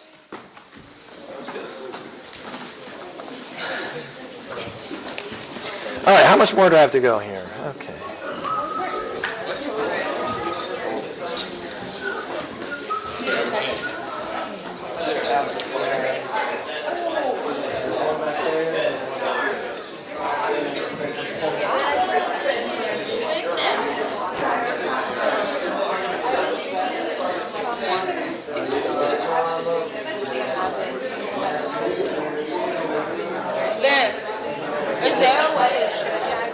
All right.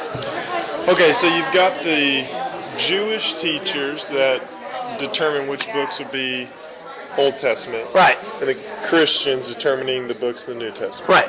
Was it the same Christians that determined the New Testament scriptures that were trying to add the Apocrypha?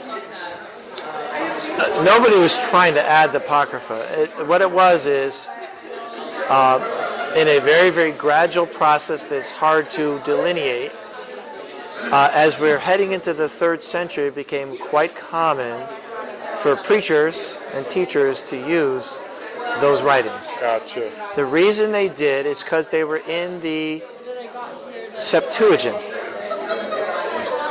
Okay? They were not in the Hebrew Bible. They were not using Hebrew Bibles. They were using the Septuagint. The Septuagint included these things. Gotcha. So, unthinkingly, over time, these writings, which were not used at all in the 1st century, were used only sparingly in the 2nd century, were used all the time in the 3rd century, and were accepted without question by the 4th century. They began to be used because they were in the Septuagint. The Christian Old Testament was the Septuagint, not the Hebrew Bible. Say that one more time. The Christian Old Testament was the Septuagint Greek translation, Gotcha. which unfortunately, Septuagint translations these books were added to the ones that were circulated. Gotcha. So, Did people ever argue the validity or the process of how they got the New Testament yeah, scriptures? yeah, they did. You could, like I said, you can actually see Origen explaining why or why not certain books are accepted. So what, Origen would talk about who wrote Hebrews, and Tertullian did as well. So they had all these discussions. They were in there. You can read them. Yeah. And you can even infer, those who did or did not accept the book of Revelation, you can kind of infer why they did or did not. Basically, Revelation was accepted because it was associated with the Apostle John. Ultimately, it was accepted. So what do you say in response to that? People who question. What's there to respond to? They're all inspired by God. Yeah. They're all in the Bible. Yeah. What's more? All right. I mean, give me a specific New Testament book. I mean, Yeah. what about, let's say, I don't know, Jude. Right? Is that inspired by God? Well, I believe it is. Because, I'm going to be honest with you, an element of faith enters here. An element of faith does enter in. But to me, the amount of faith involved in this case is very, very, very small. Sure. Very small. Sure. But it's not zero faith. It's just, Yeah. And so I was studying with this guy, and he's having trouble believing that the scriptures are inspired by God, and from what background? just a random guy? just a Christian, which is weird because he believes in God. He believes in. Well, then why don't you everything. study out the Messianic prophecies? Yeah. Well, because then he'll probably say something like, "Well, I think that's good. I just don't quite believe all the scriptures are." How do I know that they were, God's words and not the words of the people writing them? Well, again, the Messianic prophecies obviously weren't the words of the people writing them because no human could have written them. So at this point, what you have is the door open, which is I don't know about all Scripture, but Daniel 9 is inspired. Psalm 22 is inspired. Isaiah 53 is inspired. What that means is there's an inspirer. And how big is the step from there's an inspirer to the whole thing's inspired? The step is very small. That's good. Oh, sorry. You guys good. Really quickly, who has no idea where they're staying? I know where I'm. So, Sorry, I quickly wanted to introduce myself to you. Mallory's cousin. Yeah. Katie. But I haven't met you, but I just really appreciate all the wisdom that you're giving us. And thanks. We got to listen to a lesson. It was the evidence on baptism. And it really helped me this semester with one of the girls I was studying with. It helped me to build bridges with her because I felt like we were just kind of butting heads with it, but then after listening to it, it really helped. So Good. Yeah, so thank you. Yeah, I think Jeremy might have come to that lesson. It was for the singles, he did, but a few college students crashed that lesson. Well, Evan was one of Evan might have been there. I heard him ask a couple questions right, yeah. during it, so I was like, okay, they must be there. But yeah, it was great. It was really great. So, Yeah. yeah. Where would you suggest to start studying? I feel like, I listen to you and I know it's, years of studying, but where would you begin? Where would you suggest people begin? By the books I've got back there, it'd be a great place. Reasons for Belief would be good. Yeah. And Absolutely. are those, because Daniel, Prophet to the can you Nations. get them here? There were just a couple that had like Yeah. one copy or No, two. please buy it if it's there. Buy it. That'd be great. Yeah. Thank you.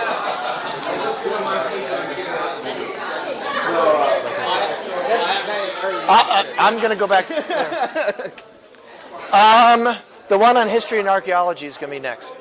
That one or no? Or the? I'm not done with that one. Okay, but the one on history and archaeology will be next.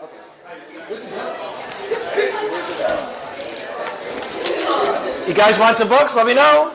They're for sale. 15. They're all for sale. I mean, don't hold back. I mean, I don't want to carry them home. To be honest with you. I've got a few more in my room. Not many. I better get some cash tonight. I'll have them here tomorrow, but yeah, help me out there. I don't want to have to bring these home. They're heavy. So this would be your suggestion on where to start? Yeah, that's a good place. I mean, this is kind of nice because this is like, I don't know, 250 different questions that have come into my website. Okay. And my attempt at answering them. So, field manual for Christian apologetics. That would be useful for me if I was getting started.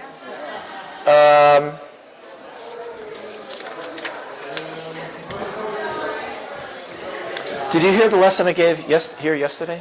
No, but I wrote it down. I'm glad. Yeah, that's the book there. That's some pretty cool stuff. Yeah, that was great. I'm looking Is forward it to on reading that your book. church Facebook, the Columbia? Okay. Yep. And If you don't follow us. that one's 13. Okay. And this is pretty good here.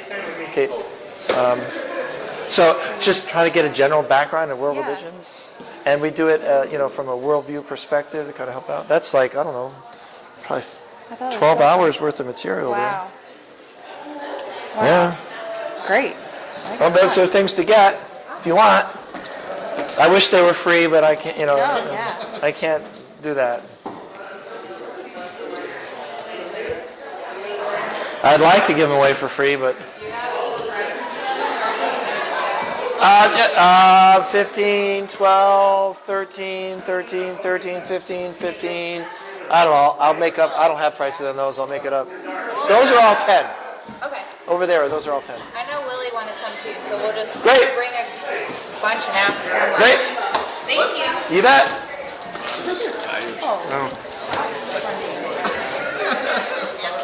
Hey John, do you have your PowerPoints with like annotated with your lessons at all? Yeah, sure. You On do my have those website. On your Yeah. website?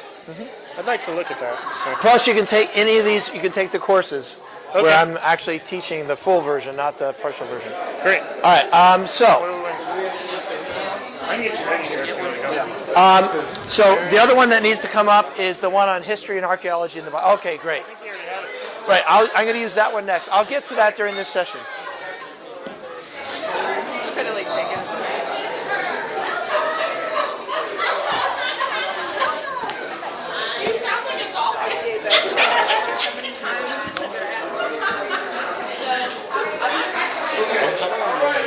All right, let's get started.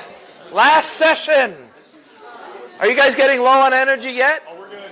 We're good. We're better now. If you get sleepy, run outside.